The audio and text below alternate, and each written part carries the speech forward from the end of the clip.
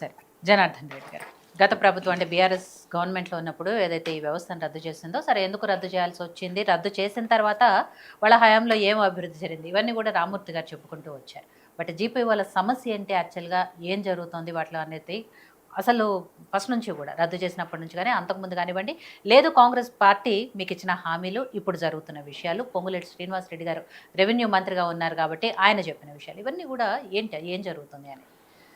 Madam, మాకు గత ప్రభుత్వం ఎందుకు రద్దు చేసింది, ఏంటిది, దాంట్లో ఉన్న లోపాలేంది, వాటి గురించి మేము చర్చకు పోవట్లేదు. మాకు అనవసరమైనటువంటి అంశం కూడా మాకొద్దు. ఆ ప్రభుత్వం వ్యవస్థను రద్దు చేస్తూ యాక్ట్ 10/2020 తీసుకొచ్చింది. ఈ యాక్ట్ తీసుకొచ్చి ఈ యాక్టులు అందరినీ రద్దు చేస్తున్నామని చెప్పేసారు.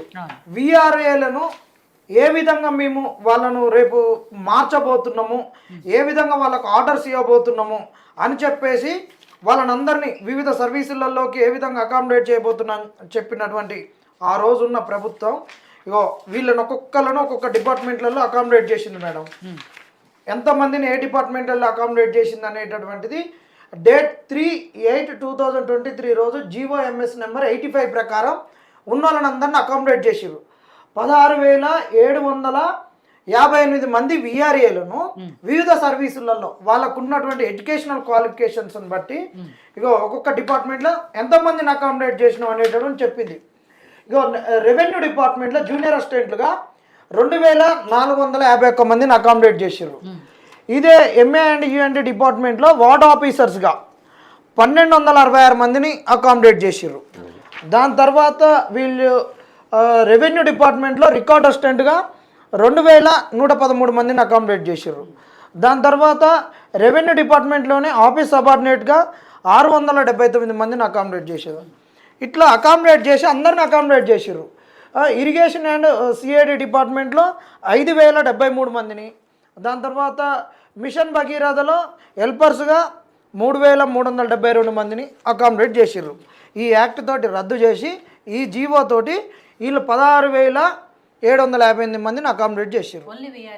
విఆర్ఏలనే ఇది విఆర్ఏలను అకామిడేట్ చేసారు. విలేజ్ రెవెన్యూ అసిస్టెంట్స్ను విఆర్ఓలను వేరే దాంట్లో చేసేసారు. ఇది ఓన్లీ విఆర్ఏలకు సంబంధించినటువంటి అంశం. విఆర్ఓలను కూడా అకామిడేట్ చేసారు. వాళ్ళని అకామిడేట్ చేసినప్పుడు ఎందుకు అకామిడేట్ చేసారు, ఎందుకు వ్యవస్థ రద్దు చేసారు అని మేము అడగలేదు. ఆ రోజు ఉన్నటువంటి కాంగ్రెస్ వీళ్ళు ఉన్న ఉద్యోగాలు కూడా కొట్టిర్రు చేసిర్రు, అవన్నీ వీళ్ళు మాట్లాడుకున్నారు రాజకీయాలు, అది మాకు అనవసరం. ఇప్పుడు వీళ్ళని అకామిడేట్ చేసినాక మళ్ళీ కాంగ్రెస్ ప్రభుత్వం వచ్చేసి మళ్ళీ మేము రెవెన్యూ వ్యవస్థను పునర్వ్యవస్థీకరిస్తాము, ఎందుకంటే మా గ్రామ పరిపాలన ఆఫీస్ అధికారులు అవసరం, గ్రామ స్థాయిలో ఒక రెవెన్యూ అది పేరు ఏదన్నా పెట్టుకోవచ్చు. సరే, అందులో ఇప్పుడు వీళ్ళు పెట్టిన దాంట్లో GPO గ్రామ పాలన అధికారి ఉంది, గ్రామ పాలన రెండేమో తెలుగు, గ్రామ పాలన ఉంది, ఆఫీసర్ ఉంది, GPO ఆఫీసర్ ఉంది. ఈ రెండు తెలుగు పదాలు, అదొకటి ఇంగ్లీష్ పదం. అల్లెట నిండా పెట్టుకొని 10 మంది ఆటి జోలికి కూడా మాకు అనవసరం. మేము లింగ్విస్టులం కాదు, వాళ్ళకు ఉన్నటువంటి అఫీషియల్ లింగ్విస్టులం కూడా కాదు. మాకు కావాల్సింది ఉద్యోగాల గురించి నేను మాట్లాడుతున్నాను.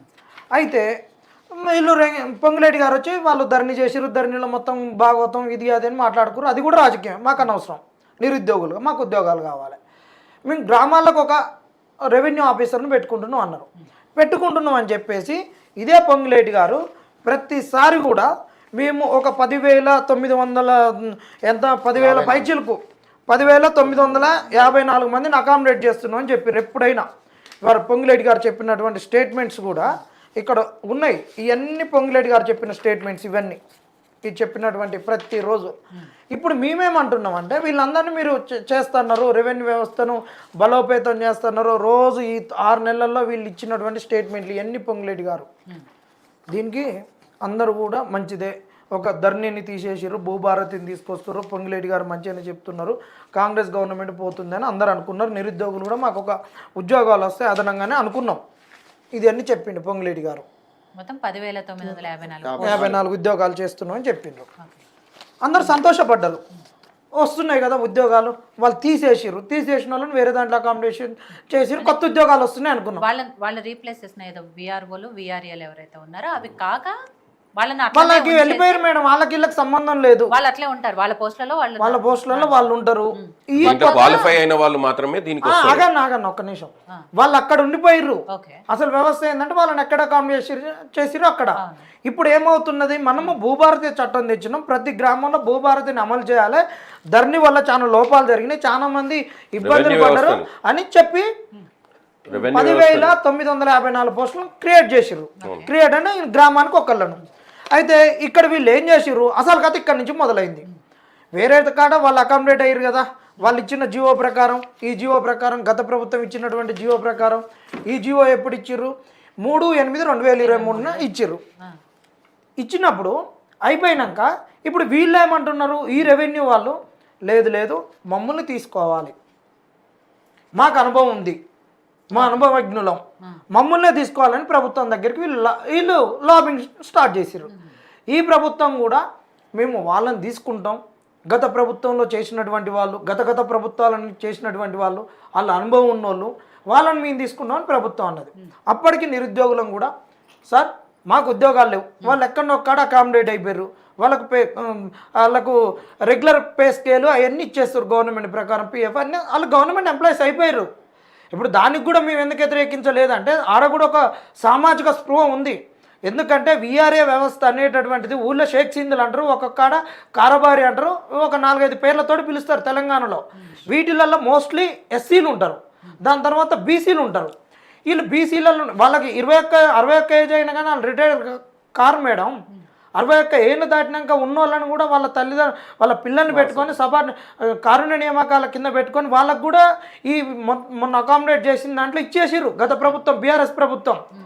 అక్కడ కూడా వాళ్ళు వాళ్ళ కడుపు కొట్టట్లేదు, వాళ్ళు కూడా కింది కులాలలో పాపం వాళ్ళు ఏదో ఉండి లేక ఊళ్ళో సచ్చినా బతికినా ఏదన్నా అయినా ఏదన్నా డప్పు చాటింపు అన్నా ఏ కార్యక్రమం అన్నా అందరిని మంత్రి వచ్చిన వాళ్ళు ఎన్నో కష్టాలు పడతారు. కాబట్టి వాళ్ళని చేయండి అని మేము ఎవరో ఇబ్బంది పెట్టలే. అప్పుడు కాంగ్రెస్ అనలే, ఎవరు అనలే, ఎందుకంటే కింది కులాల వాళ్ళు, వాళ్ళకి రెక్కడితే డొక్కాడని వాళ్ళు, వాళ్ళకి చేసిరు, వాళ్ళకి మంచి పే స్కేల్ ఇచ్చారు, మంచిగానే ఉంది, కథంతా మంచిగా ఉంది. వాళ్ళంతా అయిపోయినాక ఈ 10,954లోకి వాళ్ళని తీసుకురావడం ఏంది, ఎందుకు తీసుకొస్తున్నారు, వాళ్ళకుంది. సరే మేము అర్జీ పెట్టుకున్నాం, ఈ ప్రభుత్వాన్ని అడిగినాం, 2 లక్షల ఉద్యోగాలు ఇవ్వలేదు, ఇస్తున్న ఉద్యోగాలలో వాళ్ళని ఎందుకు తీసుకొస్తున్నాం అని మేము వేడుకున్నాం ఈ ప్రభుత్వాన్ని. అయినా మాకు ఎక్స్పీరియన్స్డ్ పర్సన్స్ కావాలని వాళ్ళని తీసుకొస్తున్నారు. తీసుకొచ్చినప్పుడు వాళ్ళకు ఒక జీవో పెట్టి, ఆ జీవో ప్రకారం వీళ్ళకి ఎగ్జామ్ పెట్టారు మేడం. 121 జీవో ప్రకారం వీళ్ళకి ఏం చేసిర్రంటే వీళ్ళకి సర్వీసు 0 అని చెప్పేసిర్రు. వీళ్ళకి జీపీఓలకు రావాలంటే గతంలో ఉన్నటువంటి వాళ్ళకి ఇగో సర్వీస్ 0 121 జీవో ప్రకారం. ఓకే, ఇప్పటి వరకు వాళ్ళు చేసిన సర్వీస్ అంతా 0. మీరు రావాలనుకుంటున్నారు కాబట్టి మీకు సర్వీస్ 0, మీరు వస్తే రాండి అని చెప్పారు ప్రభుత్వం. వస్తే అయితే దీనికి వాళ్ళు ఒప్పుకున్నటువంటి వాళ్ళు ఒక 6,000 మంది అప్లై చేసుకున్నారు మేడం. 6,000 మంది అప్లై చేసుకొని ఎగ్జామ్ రాసిరు. ఎగ్జామ్ ఇంకో ఇది అటెండెన్స్ షీట్ మొత్తం మేడం. ఇది వాళ్ళు ఎంతమంది అప్లై చేసుకుర్రు, ఒక్కొక్క జిల్లాల వారికి ఎంతమంది డిస్క్వాలిఫై అయిపోయారు, ఎంతమంది క్వాలిఫై అయ్యారు అనేటటువంటిది మనకు ఇందులో ఆల్ టికెట్స్ ఇష్యూ చేసింది 5,049 మందికి ఇష్యూ చేసిరు మేడం అప్లై చేసుకున్న వాళ్ళకు. అందులో క్వాలిఫై ప్రెజెంట్ అయినటువంటి వాళ్ళు 4,588 మంది క్వాలిఫై అయ్యారు. ఆబ్సెంట్ అయినటువంటి వాళ్ళు 461. ఇందులో క్వాలిఫై అయినటువంటి వాళ్ళు 3,550. అంటే దాదాపుగా మనకు ఒక 1000 పైచిలకు డిస్క్వాలిఫై అయిపోయారు. ఇప్పుడు వీళ్ళు ఏం చేసిర్రు, ఇక్కడ ఉన్నటువంటి వాళ్ళు రెవెన్యూ వ్యవస్థలో ఉన్నటువంటి వీళ్ళంతా, ఈ లచ్చిరెడ్డి గారు వీళ్ళందరూ కూడా ఈ రెవెన్యూ యూనియన్స్ చాలా స్ట్రాంగ్ ఉంటాయి. తెలంగాణలో అన్ని యూనియన్ కన్నా చాలా స్ట్రాంగెస్ట్ యూనియన్ ఏంటంటే రెవెన్యూ యూనియన్. అవసరమైతే వీళ్ళు ప్రభుత్వాలతోటి ముఖ్యమంత్రిని డి అనేటటువంటి సంఘాలు. వీళ్ళు ఏం చేసిర్రు, లేదు మాకు 0 సర్వీసు తీసేయాలి, ఎత్తేయాలి, 0 సర్వీస్ కాదు, మమ్మల్ని అందరినీ తీసుకోవాలి, మాకు కొత్త వాళ్ళకి అవకాశం ఇవ్వాలి. ఆ రోజు మాకు 0 సర్వీస్ అంటే చాలామంది అప్లై చేసుకోలేదు. ఇప్పుడు 0 సర్వీస్ అనేటువంటి నిబంధన 121 జీవో ప్రకారం ఇచ్చినటువంటి educational qualification degree madam. Minimum degree ఉండాలి. డిగ్రీ ఉన్నవానికి ఎలాంటి ఎక్స్పీరియన్స్ అవసరం లేదు. ఇప్పుడు కారుణ్య నియామకం కింద వస్తాడు, వాడు డిగ్రీ ఉంది, వాడు వచ్చి 2 నెలలే అయింది, కానీ వానికి డిగ్రీ ఉంది కాబట్టి వానికి ఏదో ఒక పోస్ట్ ఇచ్చిర్రు. అదే ఇప్పుడు జీపీఓకి రావాలంటే వాడు ఎలిజిబుల్ అవుతాడు.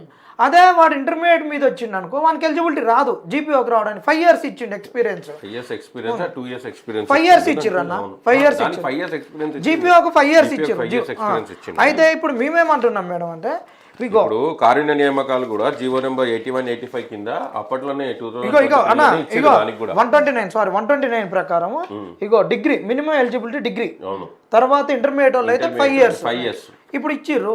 వీళ్ళందరిని అప్లై చేపిస్తున్నారు కరెక్టే. ఈ జీవో ఉండంగా ఒక జీవో ఎగ్జిస్టెన్స్లో ఉండంగా మళ్ళా వాళ్ళకి జీరో సర్వీస్ అని నువ్వు ఏ జీవో ఇవ్వకుంటే ఏ విధంగా అప్లై చేయించుకుంటావు? ఈరోజు గూగుల్ ఫామ్ ఇచ్చిర్రు మేడం. అన్న మరి మా కాంగ్రెస్ అన్న ఏమనుకోక ఆధారాలు చెప్తుంటే జర కోపం తెచ్చుకోకలే, ఉన్న వాస్తవాలు చెప్తున్నా. మీకోసమే కదా మా ప్రభుత్వం ఉన్నది, మీకోసం మీ సంక్షేమం కోసమే ఉంది మేడం.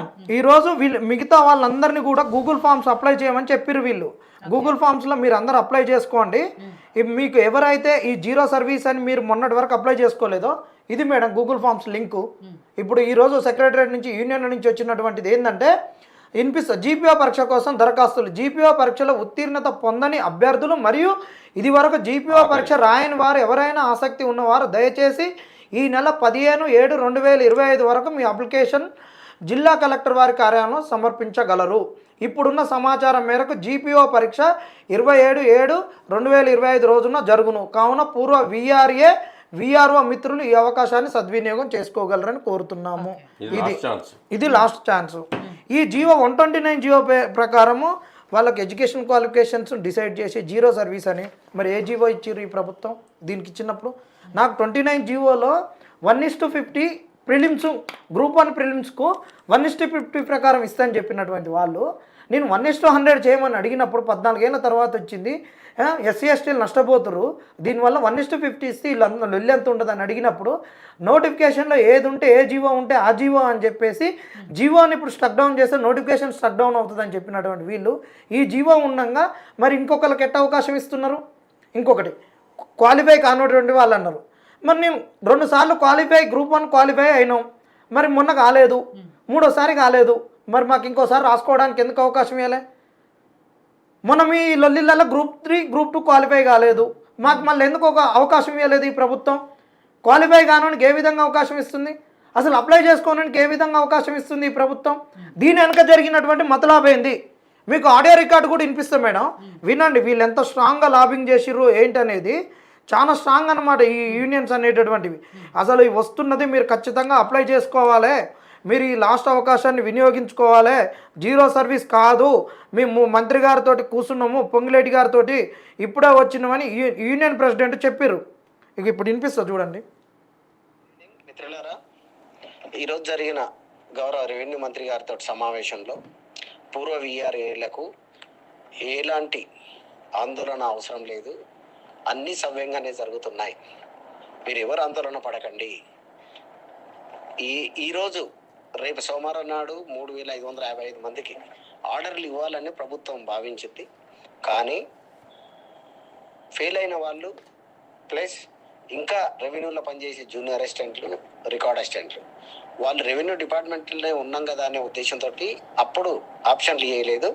ప్రధానంగా ఎందుకు తక్కువ ఆప్షన్లు పెట్టుకున్న రెవెన్యూలకు అనేది ఈరోజు సమావేశంలో డిస్కషన్ చేస్తే అప్పుడున్న నోటిఫికేషన్లో సర్వీస్ జీరో అనే మెన్షన్ చేయడం ద్వారా ఎవరు కూడా సుముఖంగా చూపలేదు అనే మాట చెప్పడం జరిగింది. కానీ ఇప్పుడు నెక్స్ట్ వచ్చే ఒకవేళ నోటిఫికేషన్లో జీరో కాకుండా సర్వీస్ పరిగణలోకి తీసుకుంటుంది, 60-40 ప్రమోషన్ కూడా ఉంటుంది అనేది కూడా మెన్షన్ చేయబోతున్నారు. ఎవరు ఆందోళన పడాల్సిన అవసరం లేదు. రెండో మాట, 3555 మందికి ఇప్పుడు ఆర్డర్లు తక్షణమే ఇచ్చేస్తే మరియు 15 రోజుల లోపల సెకండ్ బ్యాచ్ను ఇంకో నోటిఫికేషన్ ఇచ్చి 15 రోజుల తతంగా ముగించి వాళ్ళను కూడా ఇవ్వాలనేది కూడా ఇంకొక చర్చ వచ్చింది. సో అప్పుడు అందరం కూర్చొని నిర్ణయం చేసిన అంశం ఏంటంటే లేదు ఏది ఏమైనా కూడా ఏ అంశాలు పరిగణలోకి తీసుకోవాలి, మనం ఎంత వీలైతే అంత తొందరగా జీపీఓ ఆర్డర్లు ఇవ్వాల్సిన అవసరం ఉంది, వాళ్ళు వెయిట్ చేస్తున్నారు ఎగ్జామ్ పాస్ అయిన వాళ్ళు అనే మాట CCLA Naveen Mittal sir, CCLA Lokesh Kumar sir ఆ సమావేశంలో తెలియపరచడం జరిగింది. ఇది మేడం, ఇది జీరో సర్వీస్ లేదని. ఇది ఎప్పుడు జరిగింది? మొన్న ఆదివారం నాడు జరిగినటువంటిది. శనివారం నాడు లచ్చిరెడ్డి గారు వాళ్ళ యూనియన్ లెటర్ ఇచ్చిర్రు వీటన్నిటి గురించి. ఆదివారం నాడు మీటింగ్ జరిగింది. సోమవారం నాడు అంటే ఈ గడబడలన్నీ ఉండి ఇవ్వలేదు. ఇలా భూధారానికి వచ్చింది కదా 2 రోజులు అటు ఇటు. వాళ్ళు సీసీఎల్ఏ లోకేష్ గారి కాడ మంత్రి దగ్గర కూర్చొని ఇన్ని రోజులు జీపీఓలు 10,954 వస్తున్నాయని చెప్పి మంత్రి గారు నిన్న కూడా ట్వీట్ చూడండి, ఇది వాళ్ళు చేసినటువంటి అడ్వర్టైజ్మెంట్ కూడా చూడండి. 15 నెలల్లో ఇన్ని ఉద్యోగాలు చేసినాము, ఇన్ని పెట్టినాం, గ్రామ స్థాయిలో మరో 10,954 గ్రామ పాలన అధికారుల పోస్టులు, ఇవన్నీ చెప్పుకున్నటువంటి అఫీషియల్కి వెళ్ళి కాంగ్రెస్ ట్విట్టర్ హ్యాండిల్లోకి వెళ్ళి వచ్చినటువంటివే కదా, కాంగ్రెస్ సైట్లోకి వెళ్ళి వచ్చినటువంటి. మార్చది అవునన్నా, మీరు 21 మార్చే అప్పటి నుంచే వచ్చినాయి, మేము కాదనట్లే. కూడా ఈ రోజు రేపు ఇప్పుడు ఇచ్చిన నోటిఫికేషన్ ప్రకారంగా ఇప్పుడు ఎంతమంది అయితే అప్లై చేసుకుంటారో దాంట్లో క్వాలిఫై అయిన వాళ్ళని మాత్రమే తీసుకుంటారు. మిగతా అంతా కూడా ఒకసారి పరీక్ష పెట్టిర్రు మీరు, ఒకసారి డిస్క్వాలిఫై అయ్యారు, వాళ్ళకి ఏ విధంగా అవకాశం ఇస్తారు? ఒక జీవో ఎగ్జిస్టెన్స్ లో ఉన్నప్పుడు ఆ జీవోను మార్చకుండా ఇంకో ఏ విధంగా అవకాశం ఇస్తారు? మరి దీని వెనక జరిగిన మతలబ్ ఏంది? మరి పొంగులేటి గారికి ఈ యూనియన్లు ఎన్ని మూటలు ఒప్పచెప్పినాయి? నిరుద్యోగుల నోరు ఎందుకు కొడుతున్నారు వీళ్ళు? నిరుద్యోగుల నోట్లో రేగడ్ మణి ఎందుకు కొడుతున్నారు? ఈ నోటిఫికేషన్ అమ్ముకున్నారా? ఈ ఉన్నటువంటి ఎగ్జిస్టెన్స్ లో ఉన్న వాళ్ళకి అమ్ముకున్నారా? ఈ ప్రభుత్వం నిరుద్యోగుల ప్రభుత్వం అని డైరెక్ట్ రిక్రూట్మెంట్ ద్వారా రావాల్సినటువంటి ఉద్యోగాలు నిరుద్యోగులకు రాకుండా ఎక్కడనో అకామిడేట్ అయిన వాళ్ళని తీసుకొచ్చారు. అప్పటికి ఓర్చుకున్నాక కూడా 3,500 మంది క్వాలిఫై అయినాక క్వాలిఫై కానోళ్ళని తీసుకొస్తుంటున్నారు. మళ్ళీ కొత్త వాళ్ళకి అవకాశం ఇస్తుంటున్నారు. కొత్త వాళ్ళకి అవకాశం ఇస్తే ఇంకెంత 7,000 మందిలో 1,500 మంది దాదాపు డిస్క్వాలిఫై అయిన వాళ్ళు ఉన్నారు. ఇంతవరకు అప్లై చేసుకొని ఉన్న రికార్డ్ అసిస్టెంట్లు, జూనియర్ అసిస్టెంట్లు వీళ్ళందరూ వస్తే మాకు డైరెక్ట్ రిక్రూట్మెంట్ ద్వారా వచ్చేటటువంటి ఉద్యోగాలు మరి ఆడ ఖాళీ అవుతున్నటువంటి ఉద్యోగాలు మాకు ఇస్తారా? మరి అది కూడా ఏం చెప్పలేదు ఈ ప్రభుత్వం. నిరుద్యోగుల ప్రభుత్వం, ఉద్యోగ కల్పన అని చెప్తున్నటువంటి ఈ ప్రభుత్వం దీనిపైన ఎందుకు జాడ్యం చేస్తుంది? ఎందుకు ఇవి చేయట్లేదు? నిన్న కాకతీయ, నిన్న వరంగల్ ఎందుకు ధర్నా చేశారు మేడం? మాట్లాడండి వాటి గురించి కూడా. నిజంగానే నిన్న హన్మకొండలో కూడా మీరు ధర్నా చేశారు కాబట్టి వాటి గురించి కూడా మాట్లాడారు. సో నరేష్ గారు, ఏదైతే జనార్దన్ గారు చెప్తున్నారో అంటే ఏం జరిగింది విఆర్ఓ వ్యవస్థలో, ఇప్పుడు ప్రభుత్వం తీసుకుంటున్న ఈ నిర్ణయం వల్ల ఏం జరగబోతోంది, ఎటువంటి వాళ్ళకి అన్యాయం జరుగుతుంది, ఇవన్నీ కూడా చెప్పారు కాబట్టి సో